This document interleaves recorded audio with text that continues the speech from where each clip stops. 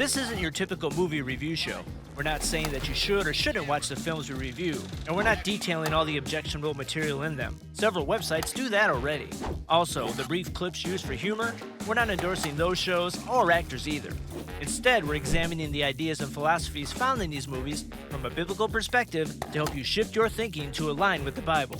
Tilt Shift. Real talk about real ideas. Welcome to Tilt Shift. I'm Tim. I'm Brian, and today we're looking at a movie called Free Guy. But before we do that, Tim, tell the people watching who are we, why the title Tilt Shift, what's going on here? Yeah, so tilt shift refers to a lens that photographers, videographers use that allows them to give a different perspective or to focus on a certain thing, but it also allows them to create really an illusion of reality. Kind of skew reality if you want to. Yeah, it kind of skews reality. Right. And it creates a pretty neat effect, but if you think about it, that's kind of what movies do a lot of times when sometimes they're touching on the truth, but they're also skewing the truth in Giving you a certain ways. false perception of what truth actually is sometimes. That's right. And so in this show, this is not your typical movie review show. We're not saying, hey, 2 thumbs up, we really liked it, go watch it. We're not saying avoid this film. We're not saying, here's how many times they had this bad word in there. There's websites that do that. That's right. You can check those things out. What we're doing is we're going to be looking at the philosophies, the ideas, the worldviews that are being promoted through these films. And it's not always obvious. A lot of times the ones that are effective are doing that in a very subtle way. I am very, very sneaky, sir. I see that. And so we're going to be looking at this from a Christian perspective. That's right. And analyzing these things from within a biblical worldview. And so today, in fact, in our first episode, we're going to be looking at a movie called Free Guy. And it's rated PG-13 for strong fantasy violence and also for some crude humor, And there's language. quite a bit of that in the movie. So There is. beware Yeah, of it that. definitely earns the crude humor and suggestive references, those sorts of things. It's definitely in there, but there's a lot of humor as well. There's quite a bit in There's this some funny film. parts, yes. So it's based around a video game called Free City. Yep. And which is a real popular video game, and it's, as you can imagine, a lot of violence, things being blown up and everything. And it's revolving around an NPC. So What is an NPC? A non-player character. Okay. So some of these games where there's characters in the background that they can be shot at or all sorts of things. They don't do it, they're just background. Right. And so in this film, it centers on one of these characters, and played by Ryan Reynolds. And he's the blue shirt guy, He is the blue shirt guy. which is why you're wearing a blue shirt. There we go. There Blue you shirt go. guy today. Nice. Yeah, that's right. Nice job picking that up. It's pulling it all together. You are observant. I'm watching you, Wazowski. Always watching. All right. So the NPCs in this film, they're desensitized to the violence around them. It's just normal. So Right. he works at a bank, and the bank gets robbed multiple times a day. Every day. That's the game. Yeah, that's the game. So we're going to see a little bit about this film as we check out some clips. So in this, who are the sunglass people? So in the movie, the sunglasses people are the people who are the actual players. So in the game, the NPCs are part of the game. They're part of the environment of the game, just so you can do the activities of the game. The sunglasses people in the movie are players from the outside who are playing the video game, trying to accomplish their missions and to score points and money to buy stuff in the game and level up, so to speak. And so the sunglasses people, they have a vision or a view of reality that the NPCs can't have because they're just ingrained in the game. These other people have a different view. And so that's going to be real important as we talk about just the whole storyline of the movie and also how it applies to understanding worldview issues and how we look at the world from a biblical perspective. Right, and in this character, Guy, blue shirt guy, he kind of wakes up, like he's walking by somebody who is singing a song, and that causes him to start thinking differently. Yeah.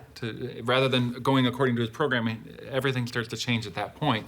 And before long, he obtains a pair of sunglasses. In this first clip, we want to show you what it looks like when he gets those sunglasses.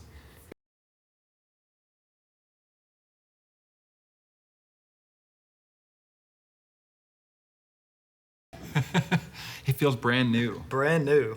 It's interesting. So, Brian, you and I have talked about this a lot, how your worldview, it's like a pair of glasses that you put on, and helps you Right. to see reality in a certain way. And you when you're looking at the world around you, when you're looking at the evidence that's out there for a given, whatever issue it is you're looking at, you're filtering that through your worldview. Right. And this film, just in that little moment with the glasses, provides a great analogy of that, doesn't it? It does. Well, in your worldview, really what it is the way you view the world.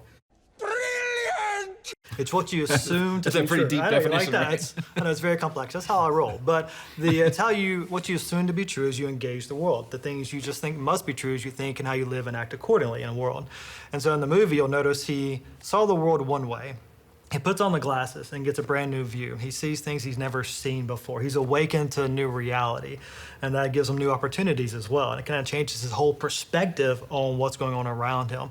And really, as we think about our lives, as we live in this life, if before we were Christians, we would say we had a different view of reality, that we looked at the world in a particular way that wasn't a biblical one. And it was more self-focused. And then after being saved and having a biblical worldview, being indwelt by the Holy Spirit, it changes our view of reality and how we see all things. And literally you see things you never saw before. And he even said he feels brand new. And he as feels brand Christians, as a new the person. old man, all right. things passed away, the old man is gone, and all things become new. You're a new creation is what the Bible talks about. And we're not saying this is a Christian film, and that's what they're portraying. Not but even close. No. Right? We're saying, but the idea is there. There's several interesting connections we're going to see as we go through this film. Now, so his whole world looks different now, and he wants to pass that on. He wants his friend, Buddy, to experience that And as well. that's his name, right? Yeah, that's his name. That's his real so name, he's Buddy, Guy, yeah. and his friend is Buddy. And because if you're an NPC, you don't have to develop that character much. Right. And, so we're going to see what happens when he tries to offer Buddy the sunglasses. Put them on. No. Life doesn't have to be something that just happens to us. Right? Just put the glasses on and you're gonna see. You're gonna see.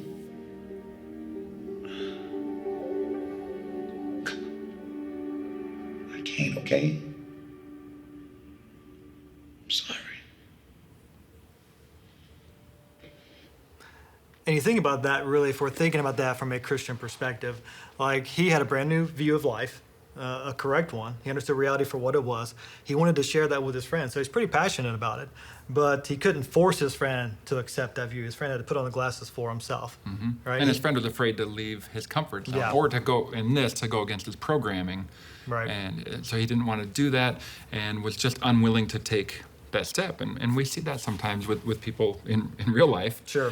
The irony here is, even though Guy is now seeing the world correctly, he is still part of a video game. It's still not the real world. There's another layer to this movie Yeah. that we're going to see in a little Well, bit. just so the audience knows, if you haven't seen the movie, part of the equation of what's happening in the movie here, this character, Blue Shirt Guy, he's becoming alive. He's becoming The first artificial intelligence. Artificial intelligence, and so he's becoming more aware of his surroundings and actually living and thinking.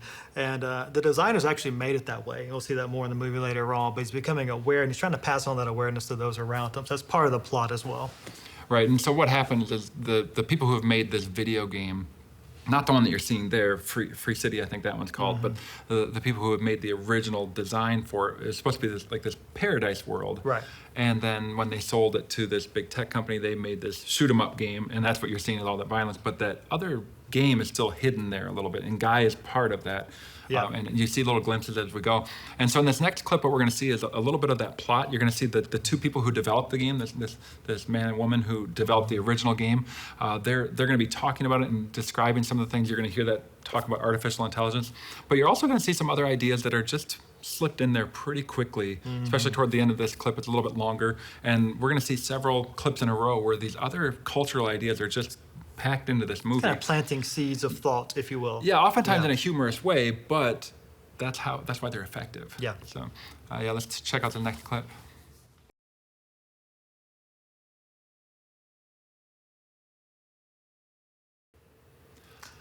So there's a lot there. Yeah. But you get that at the very end of the clip. You get that little bit about the gender roles and the patriarchy, assuming those things are accurate. You know that it's wrong to have gender roles, Well, or that the patriarchy exists, and that the men who are That's always right. oppressing women. That little idea is just sprinkled in there. Well, I think he said that the NPC wrote a searing indictment on those ideas against the patriarchy, against those gender roles, which is, again, it's very quick, it's very snappy. It's a very humorous section of the movie. If you see the next part of the movie, if you know the next part, you know it's really kind of funny for different And levels. the character who wrote that, the bombshell is what he said. So Right. That's the one who who goes into the bank robberies with the male character who's shooting him up, and she's just there for looks, basically. Yeah. And so it makes sense why she would be the one writing that. Right, exactly.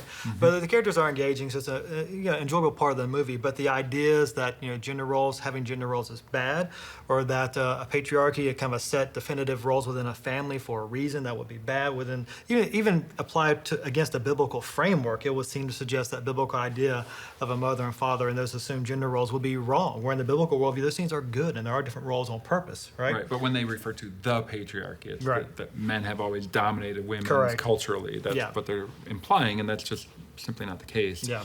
But in this next clip, we're going to see another thing that is just thrown in there very quickly, and again, in a humorous way, but that's what makes it effective. So aren't you some kind of MIT genius indie game designer? What are you doing down here dealing with complaints? That Mouser is a long and pathetic story involving failed dreams, desperation, and a mountain of college debt. You do not want to hear about that. You're absolutely right. That story sounds horrible and boring and full of white privilege. Don't talk to Antoine. Full of white privilege. At MIT, by the way. At MIT. And you actually looked this up on the internet about. I did, yes. So what is like the and ratio since it's on the of internet, people? it has to be true. Yeah, it has to be true. Where'd you hear that? The internet. And you believed it? Yeah. They can't put anything on the internet that isn't true. Where'd you hear that? The internet. But no, there are a lot of different demographic studies that are done. And at MIT, only 37% of the students are white, which is a much lower percentage than what whites are in the culture. Right. And I believe 25% were Asian. And we're not saying, well, that's good or that's bad. It's the most qualified people should be the ones who are there. We're not saying you have to break it down by, the different ethnicities, because from our point of view, everybody's one blood. We all belong to the same human race. That's right. And biblically speaking, we come from Adam and Eve. That means there's only one human race, right? Yeah. Yeah, so we don't divide people up that way. But in this film, what they're saying is, well, if you got an MIT, it must be because you're white. And yet the fact of the matter is most of the people at MIT are not white. Well, it's assuming the idea of white privilege being true. It's assuming the ideology of critical race theory also being true, which is rooted in a Marxist ideology. Those things are very popular in our culture. And again, we're not saying they're giving you a full diatribe on those ideas. What we are saying is the way it's slipped in there in a very quick and humorous way, and it's just assumed to be true. Oh, it's something that's, it's true. And if you hear that several times again from and again, in different movies, different people, and people that you like as you watch the movie, it's an idea that kind of a seed gets planted. I think, to me, the most impressive part in that clip is how the actor was able to get that paper to stick to his lip without tearing his lip. If you've ever had paper stuck to your lip, that can... Yeah, I can. And he kept rolling. He kept on with his monologue. Yeah. What he was saying. Yeah, that's pretty good acting. It was. Yeah. All right. So we're going to see another idea, and this one actually goes throughout the film. Very consistent theme throughout, and actually a consistent theme throughout so many movies because it speaks to really our sinful nature in different ways or what we want for ourselves. But it's throughout this entire movie, definitely. Yeah, you hear it a lot. So let's check out this one. Not just the face, but like the whole thing. Talking about blue shirt guy. It's got me realizing, maybe I've Talking been about you? thinking about NPCs wrong this whole time. I think blue shirt guy is like a symbol, like maybe people can be whatever they want. He's like an icon. Is that the right word? Like, he reminds us of what's possible. Also, he's... Oh, you're an icon. There you go. Blue shirt guy. Oh, yeah. Now, in this movie, it doesn't say what they mean by you can be whatever you want. But given our cultural milieu, if I can use that word, it's probably the first time I've ever used that word in my life. Hope I pronounced it right. First time I've heard you ever say it. So good on you, mate. Yeah. Now if I could spell it, I can. But given what's going on in our culture right now, what do you think is probably being implied? People can be whatever they want. Of course, with gender, gender fluidity, being fluid, being fluid, sexual identity. Yep, all of those things are probably part of what's being intended there, but they don't come right out and say that, so people can interpret that in a different way. But it does seem like that. And there's another political issue that they hit on as well in this next clip. This next one gets a little bit longer. Guy is trying to encourage other NPCs that they can do something different. And part that you won't see is there's one guy who's always in the bank robbery. He's always got his arms up like this.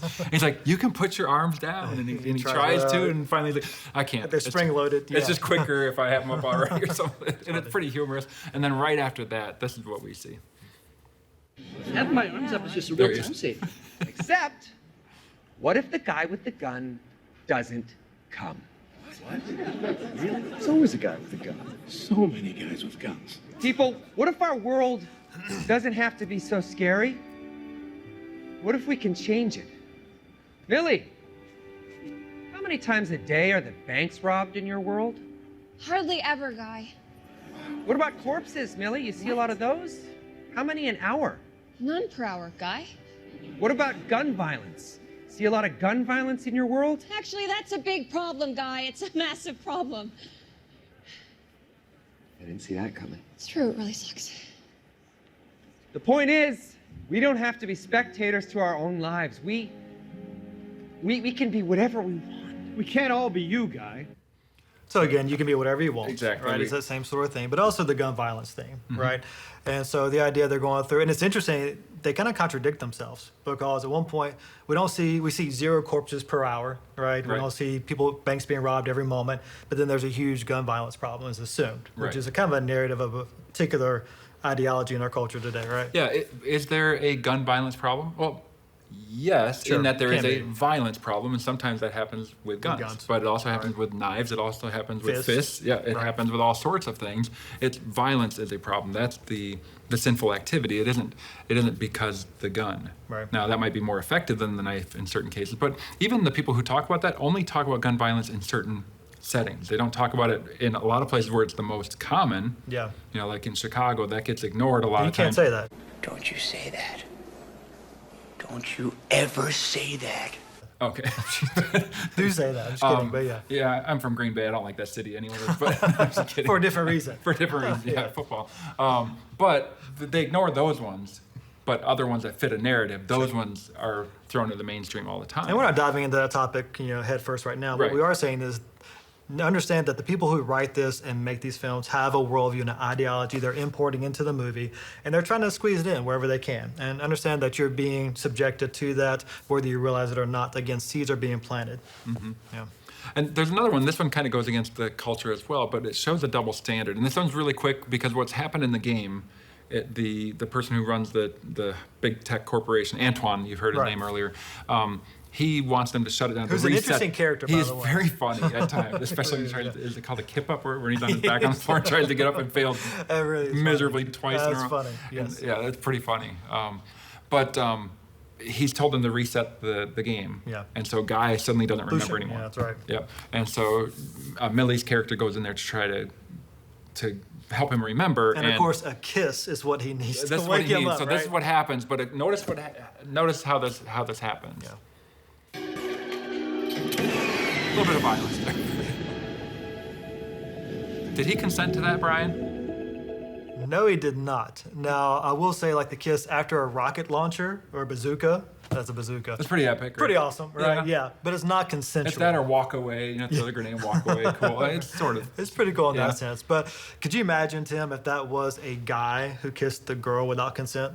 I think we've been seeing what happens. I mean, think of Sleeping Beauty and Snow White in our culture. The cancel culture has been going after those. Those are terrible movies, right? They're so horrible. It's so terrible because you got a woman who's in a coma or like a forever sleep. She's not waking up until there's true love's kiss or whatever it's going to be. And so the guy comes in who didn't set the rules for the story, right? It was the witch who did it to the woman, and he's trying to help her. And the cancel culture says by doing that you're promoting rape culture. I mean, that's how. So the cancel culture would rather her stay asleep forever than him help her. Right. Yeah. Okay. That's what we're seeing. And the point is just there's double standard. Double standard we're seeing here. Absolutely. Yeah, and in the movie this works. It makes sense. They've had a relationship already in the film, so you get it, even though he doesn't remember it at all at that point. But then there's another clip, and I believe that one happened a little bit before this. This is where she's explaining to him that he's not real. Yeah. And so let's take a look at that one. Just stop for a second. I want to make sure that I'm getting this straight. I just want to fully understand here. So I'm fake. The entire world is fake. I'm not even a main character. I'm just this idiot who's in the background. I mean, Millie, why are you even saying this? I love you. You only think that because it's in your programming. Now, in this movie, that is sort of true, even though he's become self-aware. He's this artificial intelligence, and so he has grown to really care about her and love her. Right. But let's think about this in a couple of different ways. From a naturalistic perspective, a lot of people would kind of agree with that it's in your programming, right? Well, I mean, you think about the atheist Richard Dawkins, and Richard Dawkins says, we as humans, we're just dancing to our DNA. So we've evolved in a particular way. You've evolved a particular brain chemistry that you have, and really your DNA is organized a certain way you have no control over. And so as you live out your life, really you're just doing what you're programmed to do according to your DNA, according to natural causes. You don't really have your own will. There's You're no not really real- making real decisions You're really because you're not. just doing whatever that DNA has determined. And if for you to do. evolution were indeed true, then his point would be valid because you are just dancing according to your DNA. There's no outside force to direct you in a different path. Right. But And go ahead. Well, I was going to say, and if that were true, to think about it, think of what that does to responsibility. You know, every mass murderer could say, I'm just dancing to my DNA. That's just how I was made. That's how I evolved, right? How I came about. Every rapist could make that claim. That's utter nonsense. And we know as human beings that there is a morality, there is a right and wrong, and those things should not be done. And there are But- real choices that There can be are. made, and you're held accountable for them. And we know that because we're made in God's image. Right. But we're just saying in the evolutionary worldview, why would those things be wrong or bad? Good point. Yeah. Now, think about this movie. One thing we haven't really shared, even though we've been looking at some of what we might say are negatives, Yeah. there's something in this movie that's very, you might recognize it as I describe it. So the movie is really about the programmers who made this perfect world, this paradise, right? That's what they wanted, full of waterfalls Beauty, and peace. unicorns, like you heard him describe Right. earlier. And then when they sold the rights to this big tech company, they distorted, they corrupted that world, filled it with violence. And yet you can still see bloodshed. little glimmers. That's what they're looking for. They're trying to find evidence of it. And you find little tiny snippets of it Or little throughout. reflections of the paradise. So you can see a little bit of that in there. And what happens is the character guy is actually based on the male guy that we saw earlier, who one of the creators of the game. Right, And the who wrote the reason, programming. Yeah, Yeah. one of the programs. So the reason why he became aware when Millie's character walked by, because spoiler alert, is because he wrote Guy to be like him because he liked Millie and her character. And anyways, so Guy is the only one who can save that world. He's the only one who can find this bridge or build this bridge back to the paradise world. So the creator of the game has to put himself in the game to lead the people to the paradise That was lost. that was lost and corrupted. What does that sound like, Brian? Really familiar, right? It sounds a Yeah. lot like the biblical worldview, right? So in Genesis, God creates a perfect world, and then sin corrupts that world, and it's filled with violence. And the Creator Himself comes down, Jesus Christ, and becomes one of us, and He is the bridge. He is the way. the bridge for we us. can never be. Right now, of course, that's not what this movie is teaching. Yeah, we're not saying that. Right. Right. So we're not saying this is a Christian film, but look at the parallels, look at the analogies that you can use to help people understand really the gospel message. Well, and we would even say one of the reasons this movie can resonate with people and resonate with us as we watch it is we see that theme all the way through. And if you really think about it, that whole theme of the world being at peace, things are going well, then a catastrophe happens, things fall apart, it looks like there's no hope, and then at the last second someone comes along and then salvation is brought to whatever's happening in the given situation and then things are at peace again. That's a common theme through so many movies and it resonates with us. And we would suggest it resonates because it's a reflection of reality. Yeah, of the truth. Right? Of the truth. And we're longing for that. That there was a perfect world, that God made it perfect. It was wrecked by man's sin, and we could not save ourselves. And as you said, God became flesh. He lived a perfect life and died on the cross in our place, rose from the grave, defeating death. Repent, put your faith in Him, you'll be saved. He's provided salvation, and there's a consummation to come, a new heavens and a new earth. And so that picture of reality that we get in God's Word is painted in some of these movies, whether people realize it or not. Yeah. And God's image bearers, which are me and you who are watching the movies, we can see that just a little bit. And I think these movies resonate because we do see that. Yeah. And in this next clip, we're going to get a glimpse of that paradise because Guy is going to be trying to cross this bridge. Yeah. Well, Antoine, you're going to see him a little He's bit. going to make it, yeah. Antoine's going to be trying to destroy that world before he makes it. And so let's take a look at that one. There's Antoine. Then you got to put up with Mariah Carey. Or at least a read. That's the best she's ever sounded. Can I say that? Okay. He just did. Did he make it? The guy still got his hands up.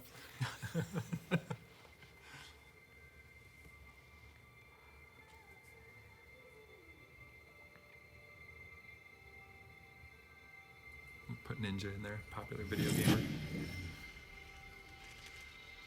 But it's just a sweet, sweet fantasy, when I close my eyes, you come and take me.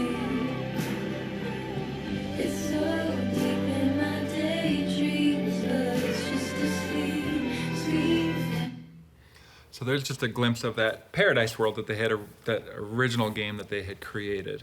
And then what happens at the end of the film is that the creators of that original game re-release it as, so it was life itself, and then it becomes free life. Free life, If you think about that, the gospel is a free gift. It is. And it's an offer that is given to everyone, that And it's a new life. they can have eternal life in a place where there's no more sorrow, no more sin, no more death, no more violence. And so there's another parallel there. But what does this paradise world look like? Let's take a look at a little bit of that. What do we see? Oh, it looks like dinosaurs and man living together peacefully. Looks like Behemoth. Yeah. Right? And a dragon. And a That's pretty dragon, cool, right? yeah. And apparently like rocket cars or something. But still, there's peace and harmony between Animals and mankind. Animals and mankind. Even dinosaurs in that scenario, right? Sure. But like the Bible speaks to that as well, that there's going to be this time coming with, That's like right. the wolf and the lamb lying down together, and that there's going to be harmony between in creation. And we don't see that. And then the film kind of ends with this message. Again, another spoiler, but Core we've idea already of the heard movie. this multiple times. So what does this look like? What continues from here? You come here. I'm coming in. I'm reeling in. I'm reeling in. I'm not. Buddy, I missed you. Wait. So where's the bank? There is no bank. So what do we do? Whatever we want.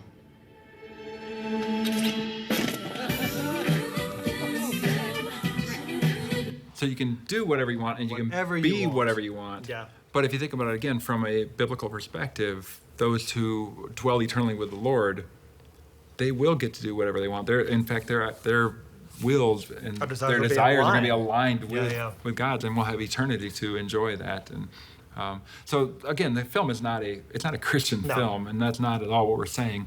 There's a lot of But there are things. ideas we can resonate with in the film because there is that connection, or at least reflection of reality. And I wanted to say this too about that last clip. You notice if in the movie, what's happened there is those two guys, they're best friends in the movie, and he thought he lost his best friend. He thought his best friend was gone. Because he was on the bridge. And He was on the bridge, and he actually, he turned to dust. Actually, I think a little shout out to Endgame maybe, or, could be, or yeah. Avengers, not Endgame, but before that. But anyway, and so they're best friends. They think they're lost, and then they see each other, and they're so happy to see each other. And as you're watching the movie, like you feel that moment, like you're so happy they found each other, they're best friends. And we love that moment as you watch it because we are relational beings. Like we're made in God's image. He's a relational being. We're a relational being made in His image, and so we resonate with that. Like, oh yeah, I do love my best friend, or I do love the people around me, and it's just kind of cool to see that we have that connection because of the fact we're made in God's image and we care about relationships. Yeah, I think that's a great point. So that was Free Guy.